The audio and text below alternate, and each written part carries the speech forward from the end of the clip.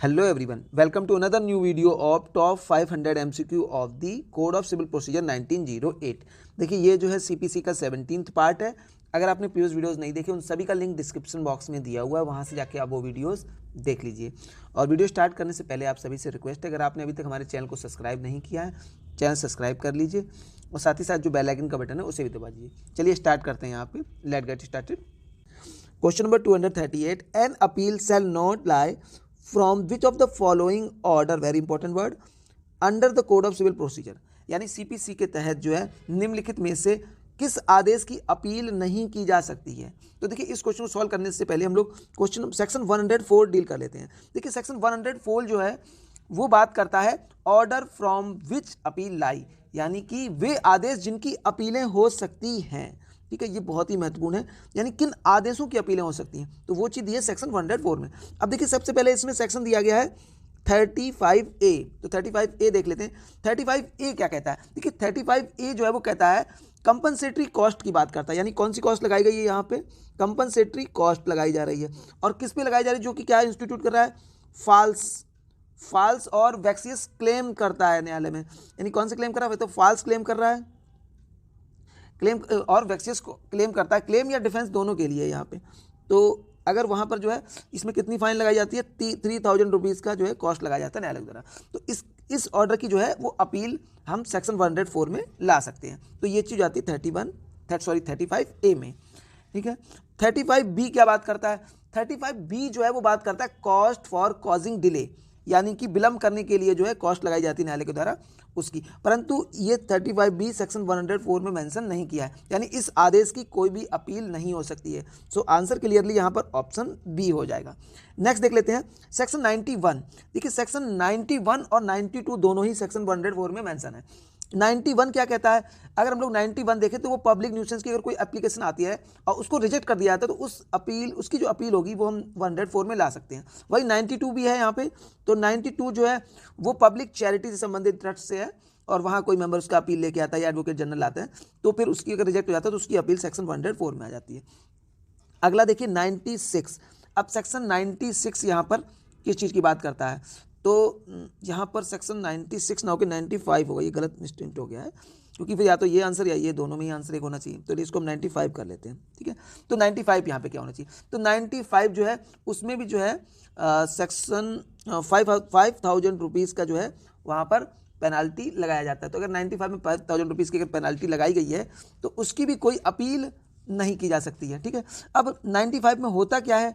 तो 95 जो बात करता है वो कहता है compensation for obtaining arrest attachment और इंजंक्शन इन सफिशिएंट ग्राउंड। अगर कोई पर्याप्त आधार नहीं है, यानी ग्राउंड कैसा है? इनसफिशिएंट, CIENT, ग्राउंड के आधार पर किसी व्यक्ति को अरेस्ट करा दिया, अटैच करा दिया, इंजेक्शन कराया, तो उसमें क्या होगा? उसको क्षतिपूर्ति मिलती है। और कितनी क्षतिपूर्ति मिलती है? 5000 रुपये की। तो उसके विरुद्ध जो है वो यहाँ पर अपील कर सकता है सेक्शन 104 में। तो ये 95 है, 96 यहाँ पे मिसप्रिंट हो गया है आई थिंक। तो यहाँ पर आंसर ऑप्शन बी कर लेते हैं। नेक्स्ट क्वेश्चन पे आते हैं। Which one of the following combination is mismatched under civil procedure code. तो इसमें पूछा कि देखिए कौन सा जो है इसमें मिसमैच्ड है, तो देख लेते हैं। देखिए सबसे पहला टेम्परेरी इंजंक्शन, बिल्कुल टेम्परेरी इंजंक्शन 39 में प्रोवाइड किए गए हैं। राइट टू लॉज कैविएट, बिल्कुल कैविएट जो है बहुत ही इंपॉर्टेंट प्रोविजन है, ये 148A में दिया गया है, तो ठीक है। सूट बाय पॉपर ऑर्डर 3 में प्रोवाइड किया गया है। जबकि पावर ऑफ अपीलेट कोर्ट बहुत ही इंपॉर्टेंट है, ये भी जो पावर ऑफ अपीलेट कोर्ट है वो यहाँ पर सेक्शन 102 ना प्रोवाइड करके 107 में प्रोवाइड किया है। सो आंसर यहाँ पर हो जाएगा ऑप्शन डी। और देखिए 102 में फिर क्या प्रोवाइड किया? 102 कहता है no second appeal lie in certain की, कुछ विशेष केस दिया जिनमें सेकंड अपील लाई नहीं हो सकती है, नहीं लाई सकती, तो वो चीज़ थी। नेक्स्ट क्वेश्चन पे आते हैं। Reference under the code of civil procedure में बी मेड टू, यानी रेफरेंस जो है सीपीसी में कहाँ दिया जाएगा, किसके पास किया जाएगा? तो बिल्कुल यहाँ पर हाई कोर्ट हो जाएगा। सो आंसर हो जाएगा ऑप्शन बी। अब रेफरेंस कौन से सेक्शन में दिया है? बहुत ही इंपॉर्टेंट। देखिए अगर हम लोग रेफर की बात करते हैं तो रेफरेंस जो है वो दिया है 113 में। और ऑर्डर कौन सा है? ऑर्डर है आपका 46। ऑर्डर 46 जो है उसका रूल 1 से लेकर 7 तक रेफरेंस की बात करता है। ठीक है, उसके बाद आते हैं रिव्यू। तो अगर रिव्यू की बात की जाए तो रिव्यू है 114 में। सो 114 में ऑर्डर कौन सा होगा? तो इसका जो ऑर्डर है वो है ऑर्डर 47 और इसका रूल कितना हो जाएगा? रूल हो जाएगा 1। अब हम बात करते हैं रिवीजन की। तो देखिए जो रिवीजन है ये प्रोवाइड किया है सेक्शन 115 में, ठीक है। तो यहाँ पर आंसर हो जाता है ऑप्शन बी। नेक्स्ट क्वेश्चन में आते हैं, who may apply for reference under section 113 of the code of civil procedure 1908। बहुत ही अच्छा क्वेश्चन ये भी, कौन अप्लाई कर सकता है रेफरेंस के लिए सेक्शन 113 में सीपीसी के। तो देखिए यहाँ पर सीधी सी बात है, कोर्ट अप्लाई करता है। सो आंसर यहाँ पे हो जाएगा ऑप्शन बी। अब देखिए बात है कि यहाँ पर कोर्ट क्यों अप्लाई कर रहा है। देखिए जो रेफरेंस है, जब न्यायालय के सामने कोई मामला आता है जिसमें किसी क्वेश्चन अराइज होता है, कैसा क्वेश्चन अराइज होता है, question as to validity of the act, किसी एक्ट की वैलिडिटी का, एक्ट, तो किसी अधिनियम की वैलिडिटी का क्वेश्चन अराइज हो रहा है और उसमें एक्ट है, साथ ही साथ ऑर्डिनेंस है, रेगुलेशन है, ठीक है, रेगुलेशन है, और कोई provision contain in by act. तो इन सब में क्या होता है कि कोर्ट जो है वो रेफर कर देता है मामला किसको, हाई कोर्ट को, और हाई कोर्ट क्या करता है फिर उसके अनुसार अपना डिसीजन लेता है, ठीक है। तो इस मामले में ये चीज़, तो ये रेफरेंस होता है यहाँ पर कोर्ट के द्वारा अप्लाई किया जाता है, और जो कि किस में दिया हुआ है, तो रेफरेंस जो है वो दिया है सेक्शन 113 में, ठीक। नेक्स्ट क्वेश्चन पे आते हैं, if court is satisfied that the case is pending before it involving the question as the validity of any act the court should, देखिए रेफरेंस का ही मामला है कि अगर कोर्ट को कोई मामला उसके सामने लंबित है और उसे लगता है कि क्वेश्चन उसमें जो प्रश्न आता है वो किसी अधिनियम की वैधता से संबंधित है, तो फिर क्या होगा कि कोर्ट शुड क्या करेगा, तो उसको रेफर कर देगा कि ठीक है, the refer the matter to the high court. तो आंसर यहाँ पर ऑप्शन बी। और रेफरेंस कहाँ दिया है, अगेन रिवाइज कर लीजिए 113 में। और ऑर्डर कौन सा है, तो ऑर्डर 46 रूल 1 से लेकर 7 तक। Question number 243, under section 114 of the code of civil procedure 1908 any person considering himself aggrieved by a decree और ऑर्डर में अप्लाई फॉर। देखिए यहाँ पूछा गया धारा 114 के तहत, तो 114 किस चीज़ की बात करता है, तो इट डील विद रिव्यू, किसकी बात करता है, रिव्यू। तो यहाँ पर रिव्यू की बात की है।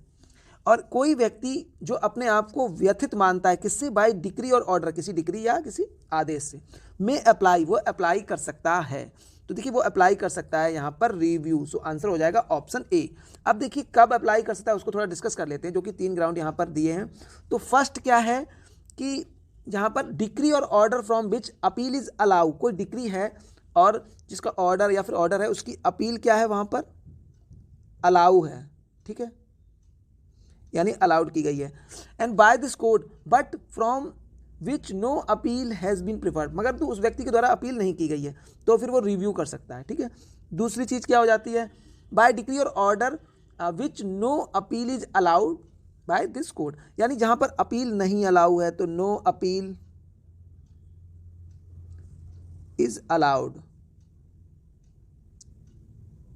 तो जहां अपील अलाउड नहीं है, देखिए अपील अगर रिजेक्ट हो जाएगी तब रिव्यू नहीं होगा, यहां पर अपील अलाउड नहीं हो तब वो रिव्यू कर सकता है, ठीक है। और तीसरा जो है by a decision reference from the court of, यानी स्मॉल कोर्ट का कोई डिसीजन है, ठीक है, तो स्मॉल कॉजेस कोर्ट है तो उसका डिसीजन, तो इस केसेस में भी जो है वो अपने आप को अगर पीड़ित समझता है इनके ऑर्डर्स या फिर इनकी डिग्री के द्वारा, तो वो यहाँ पर रिव्यू कर सकता है। बहुत ही संक्षिप्त में यहाँ पर रिव्यू ऐसे हो जाएगा, ठीक है। सो आंसर यहाँ पर ऑप्शन ए हो जाता है। नेक्स्ट क्वेश्चन पे आते हैं, section 114 of the code of civil procedure should be read with, देखिए जो रिव्यू है इसको पढ़ा जाता है ऑर्डर 47 रूल 1 के साथ, ठीक है, जबकि रेफरेंस पढ़ा जाता था ऑर्डर 46 और रूल 1 से लेकर 7 तक। तो क्लियर यहाँ पर आंसर हो जाएगा option C, order 47 rule 1। So answer यार ऑप्शन सी। नेक्स्ट क्वेश्चन पे आते हैं, an appeal can be filed for review of a judgement. देखिए तो क्या होगा, यहाँ पर कोई अपील फाइल की गई है किसके लिए, रिव्यू के लिए, किसी जजमेंट के, तो इफ किस मैटर पर हो जाएगी, if there is an error apparent on the face of the record, तो वहाँ पर कोई एरर गलती जो है दिखाई देती है रिकॉर्ड में, तो फिर वहाँ पर उसकी रिव्यू हो सकती है। सो यहाँ पे आंसर हो जाएगा ऑप्शन बी। नेक्स्ट क्वेश्चन पे आते हैं, an application for review of an order और a decree can be made, तो एप्लीकेशन जो है वो रिव्यू के लिए दाखिल की जा सकती है किसी ऑर्डर या डिक्री के विरुद्ध में, तो किसके द्वारा की जा सकती है। सो देख लेते हैं यहाँ पे, देखिए पहला दिया अपीलेट कोर्ट, तो ये तो नहीं है, अपीलेट कोर्ट में तो नहीं होगी। By an advocate for a party, तो ये भी नहीं है। बाय सेशन कोर्ट के द्वारा, बिल्कुल ये भी नहीं है। टू द कोर्ट, कोर्ट को की जाएगी। दैट मेड द ऑर्डर और पास डिग्री, उस कोर्ट को की जाएगी जिसने कोई ऑर्डर दिया है या डिग्री कोई पास की है, तो उसी कोर्ट को जो है यहाँ पर दी जाएगी। सो आंसर यहाँ पर ऑप्शन डी हो जाएगा। नेक्स्ट क्वेश्चन पे आते हैं। A petition for review of judgement would lie only when, यहाँ देखिए पूछा गया है कि किसी जजमेंट के रिव्यू के लिए जो है पिटीशन दाखिल की जा रही है, तो वो कब दाखिल की जा सकती है, तो उसी से संबंधित प्रश्न है ये।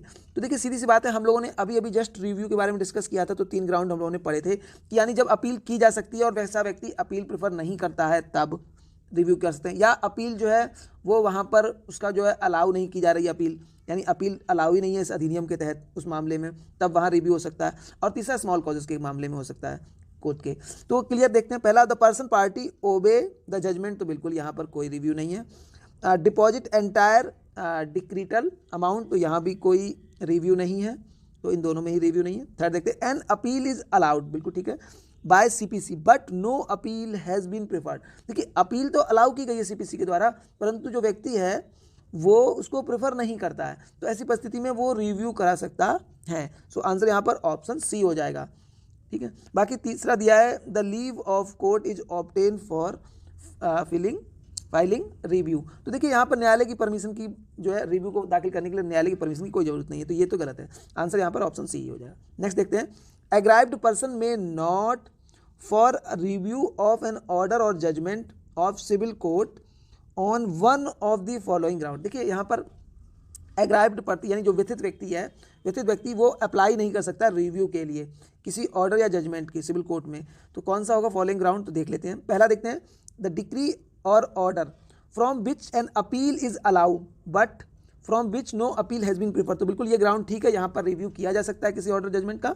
नेक्स्ट देखते हैं, अ डिक्री और order is passed in the absence of aggrieved person, देखिए एक्स पार्टी का यहाँ पे ऑर्डर डिक्री पास हो गई है, तो देखिए इसकी यहाँ पर जो है रिव्यू नहीं हो सकता, और जो कि सेक्शन 114 में ऐसा कोई यहाँ पर क्लियर कट में इसको डिस्क्राइब नहीं किया है, तो इसका तो नहीं हो सकता है, तो ये आंसर भी हो जाना चाहिए यहाँ पर ऑप्शन बी। नेक्स्ट देख लेते हैं, द डिक्री और order from which no appeal is allow, तो बिल्कुल यहाँ पर डिक्री और ऑर्डर है जिसकी कोई अपील अलाउ नहीं की गई है, तो इसके लिए रिव्यू यहाँ पर किया जा सकता है, जो कि सेक्शन 14 का क्लॉज बी बात करता है इसकी, ठीक है। नेक्स्ट देख लेते हैं, a decision on a reference from a court of small causes court, ठीक है, तो बिल्कुल स्मॉल कॉज कोर्ट के रेफरेंस के लिए डिसीजन गया है, तो ये भी यहाँ पर इसकी भी रिव्यू हो सकती है, जो कि सेक्शन 14 क्लॉज सी में बात की है, सेक्शन 114 क्लॉज सी, ठीक है। सो आंसर यहाँ पर ऑप्शन बी हो जाएगा। Question number 249, under which of the following circumstances the review of judgement may not allow, यानी निम्नलिखित में से किस परिस्थिति में, किन परिस्थितियों में जो है रिव्यू जो है जजमेंट का नहीं किया जाता, यानी पुनर्विलोकन जो है निर्णय का नहीं हो सकता, तो देख लेते हैं यहाँ पे। पहला है, बाय डिक्री और order from which an appeal is allow, very important है ये, देखिए जहाँ पर किसी डिक्री और ऑर्डर की अपील अलाउ है, बाय दिस कोर्ट इस अधिनियम के द्वारा, but from which no appeal has been preferred, परंतु अपील प्रेफर नहीं की है, तो ऐसी परिस्थिति में रिव्यू किया जा सकता है, जो कि सेक्शन 114 क्लॉज ए में क्लियर मेंशन है। नेक्स्ट देखते हैं, बाय डिक्री और order from which no appeal is allow by this code, यानी डिक्री और ऑर्डर जिसकी अपील अलाउ नहीं की गई है इस कोड में, तो बिल्कुल यहाँ पर भी रिव्यू किया जा सकता है, जो कि सेक्शन 114 का क्लॉज बी है। नेक्स्ट देख लेते हैं, by decision on reference from a small causes court, तो देखिए स्मॉल कॉजेज कोर्ट के यानी कोर्ट ऑफ स्मॉल कॉजेज के द्वारा रेफर करके कोई यहाँ पर डिसीजन दिया गया है, यानी ऐसा विनिश्चय जो लघुवाद न्यायालय के निर्देश पर किया गया है, तो इसका रिव्यू किया जा सकता है, जो कि क्लियर दिया गया है सेक्शन 114 के क्लॉज सी में, ठीक है। जबकि ऑप्शन डी है अपील डिसमिस, अगर अपील डिसमिस हो जाएगी तो उसका रिव्यू नहीं होगा, सो आंसर हो जाएगा ऑप्शन डी। नेक्स्ट क्वेश्चन पे आते हैं, a judgment can be review on the ground of, तो देखिए जजमेंट जो है रिव्यू किया जाता है, discovery of new and important evidence not within the knowledge of the party concern, तो बिल्कुल अगर कोई नया साक्ष्य आ जाता है या महत्वपूर्ण साक्ष्य आ जाता है जो कि पार्टी के ज्ञान में नहीं था, तो उसमें किया जा सकता है यहाँ पर रिव्यू। द मिस्टेक और एरर ऑफ फैक्ट और लॉ, यानी या कोई मिस्टेक हो जाती है या कोई गलती होती है फैक्ट या विधि में, तथ्य या विधि में कि on the faces of record में, तो फिर इसका भी जो है रिव्यू किया जाता है, तो दोनों यहाँ पर ठीक हो जाएगा, सो आंसर ऑप्शन सी हो जाता है। नेक्स्ट देख लेते हैं, under section 115 of CPC the high court has power of, देखिए 115 में हाई कोर्ट को पावर दी है, किस चीज़ की पावर दी है, रिवीजन की। सो यहाँ पर आंसर हो जाएगा ऑप्शन सी। नेक्स्ट देखते हैं, which section of the code of civil procedure 1908 is clearly in the nature of power to issue a writ of certiorari. देखिए रिट ऑफ सर्टरी की जो प्रकृति है वो रिवीजन में दी गई है उसी तरह से, तो बिल्कुल यहाँ पर आंसर हो जाएगा ऑप्शन 115। ठीक है, तो अगर देखिए किसी को रिट ऑफ सर्टरी यानी भारत में जो 5 प्रकार की रिटें हैं उसके बारे में अगर कोई भी डाउट है तो आप कमेंट बॉक्स पे कीजिए, तो हम इसके लिए एक सेपरेट वीडियो बनाएंगे जो कि सिर्फ रिट से ही संबंधित होगा। उसके साथ ही साथ हम उसमें हाई कोर्ट्स की जो स्पेशल हाई कोर्ट की रूलिंग के थ्रू जो रिट्स होती हैं, जैसे रिट ए, रिट बी, रिट सी, क्रिमिनल रिट, सिविल रिट, तो उसके बारे में भी वहाँ पर डिस्कस कर लेंगे। परंतु इसके लिए आप लोगों को कमेंट करना होगा, तभी हम इस चीज़ को डिस्कस करेंगे, अदरवाइज यहाँ पर हम लोग आगे बढ़ते हैं। ठीक है, ऑप्शन बी हो जाएगा सेक्शन 115। सेक्शन 115 डील करता है रिवीजन से, तो यहाँ पर ये क्या हो जाएगा, रिवीजन। नेक्स्ट क्वेश्चन पे आते हैं 253, under section 115 of the code of civil procedure, यानी सिविल प्रोसीजर कोड के तहत, तो सिविल प्रोसीजर कोड के 115 है वो किस चीज़ से बात करता है, रिवीजन की बात करता है। ठीक है, तो रिवीजन हम लोग यहाँ पर डिस्कस करते हैं। देखिए रिवीजन यहाँ पर कब किया जा सकता है, हाई कोर्ट के द्वारा, तो हाई कोर्ट का रिवीजन की हम लोग यहाँ डिस्कस करेंगे। देखिए सबसे पहला तो अगर हम 1 देखें तो क्या कहता है, यानी अगर सेक्शन 115 का क्लॉज ए देखते हैं तो यहाँ ग्राउंड बताया रिवीजन के लिए, तो बताया है कि to have exercise jurisdiction not vested in it by law, यानी न्यायालय जो है, अधीनस्थ न्यायालय, वो क्या करता है, ऐसी अधिकारिता का प्रयोग करता है जो उसमें विधि द्वारा निहित नहीं की गई है। तो यहाँ पर नॉट वास्टेड हो जाएगा, नॉट वास्टेड, यानी उसमें कोई अधिकारिता निहित नहीं की गई है अधिनियम के द्वारा, फिर भी उस अधिकारिता का उपयोग करेगा, तो ऐसी परिस्थिति में वहाँ पर हाईकोर्ट रिवीजन कर सकता है। पहली चीज़ तो ये हो जाती है। दूसरा जो क्लॉज बी है वो कहता है to have fail to exercise the jurisdiction so vested, यानी कि जो पावर उसमें निहित की गई अधिनियम के द्वारा उसको वो एक्सरसाइज करने में फेल हो गया है, यानी उसको वो उपयोग में नहीं लाया, यानी अधीनस्थ न्यायालय अपनी अधिकारिता का प्रयोग करने में असफल हो गया, अगर हिंदी शब्द में कहें असफल हो जाता है। ठीक है, तो अपनी अधिकारिता को असफल होने की परिस्थिति में जो है वो यहाँ पर हाईकोर्ट उसकी पावर को यूज कर सकता है, रिवीजन की पावर को। ठीक है, और थर्ड अगर हम क्लॉज देखें तो ये कहता है to act in exercise of its jurisdiction illegally और विद मटेरियल इरेगुलरिटी, यानी जो अधीनस्थ न्यायालय है वो क्या करता है, अवैध तरीके से या अनियमित रूप से कार्य करता है, तो वहाँ पर भी रिवीजन पावर यूज की जा सकती है। तो सिर्फ यहाँ पर हम देखिए 2 वर्ड लिख लेते हैं। पहला तो जो जुडिक्शन उसने यूज किया है, डिक्शन जो है वो कैसे यूज किया, इलीगली है, अवैध है। ठीक है, और दूसरा विद मटेरियल इरेगुलरिटी है, यहाँ पे इरेगुलरिटी, तो इस परिस्थिति में क्या होगा, हाईकोर्ट यहाँ पर रिवीजन कर सकता है। अब देख लेते हैं यहाँ पे non exercise of जुडिक्शन wasted in the court, बिल्कुल यहाँ पर क्लॉज बी हो जाएगा, तो ये तो सही है। Irregular exercise of जुडिक्शन wasted in the, irregular exercise की यानी क्लॉज सी हो जाएगा, ये भी ठीक है। ऑप्शन सी देख लेते हैं, exercise of जुडिक्शन not vested in the court, बिल्कुल जो शक्ति जो पावर उसमें निहित नहीं की अधिनियम के द्वारा उसको अगर वो प्रयोग में ला रहा है तो यहाँ पर भी रिवीजन पावर हो जाती है। तो ठीक है, ये तीनों ही ग्राउंड यहाँ पर ठीक है, सो आंसर ऑप्शन डी हो जाएगा। Come to the next question, the nature of revision under code of civil procedure is that, देखिए यहाँ पे पूछा गया है कि रिवीजन की जो प्रकृति है सीपीसी में वो क्या है। अगर हम लोग रिवीजन की प्रकृति को देखें तो हम सबसे पहले तो सेक्शन 115 का सबसेक्शन 3 है वो इसकी प्रकृति को क्लियरली डिफाइन करता है। अगर देखिए क्या कहता है कि the revision shall not operate as stay, बहुत ही इंपॉर्टेंट वर्ड है ये, स्टे ऑफ सूट।